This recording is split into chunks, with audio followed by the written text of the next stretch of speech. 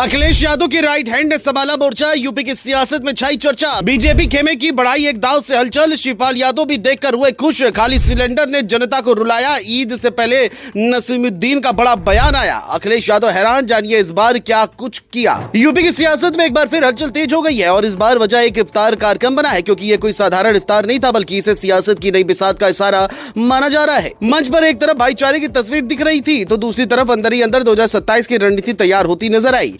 जैसे ही बाराबंकी के इस कार्यक्रम में बड़े चेहरे जुटे, वैसे ही राजनीतिक गलियारों में चर्चा हो गई कि आखिर ये महज इफ्तार है या फिर सियासी संदेश।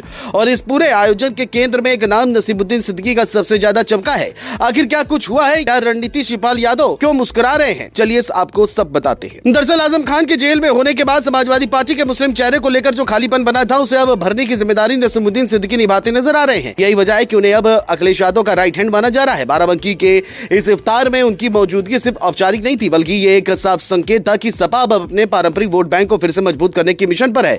लंबे समय से जिस वर्ग में पकड़ कमजोर होती दिख रही थी, वहां फिर से सक्रियता बढ़ाने की रणनीति साफ नजर आने लगी है। जानकार भी मानते हैं कि अब ये बताने की कोशिश हुई है कि पार्टी अब जमीनी स्तर पर काम करने के मूड में है। इस इफ्तार कार्यक्रम में सिर्फ सपा ही नहीं, बल्कि कांग्रेस के नेता भी शामिल हुए, जिसने इस आयोजन को और ज्यादा अहम बना दिया। ये तस्वीर साफ दिखा रही थी कि विपक्ष धीरे धीरे एक मंच पर आने की कोशिश कर रहा है। नसीमुद्दीन सिद्दीकी का एक्टिव होना और बड़े नेताओं का एक साथ दिखना ये बताने के लिए काफी है कि आने वाले चुनाव के लिए ग्राउंड वर्क शुरू हो चुका है। ये सिर्फ एक कार्यक्रम नहीं, बल्कि एक सियासी संदेश था कि विपक्ष अब बिखरा हुआ नहीं, बल्कि संगठित होने की तरफ बढ़ रहा है। इस तरह के आयोजनों के जरिए एकता का संदेश देने के साथ साथ ये भी जताया जा रहा है कि मुकाबला अब सीधा और मजबूत होने वाला है।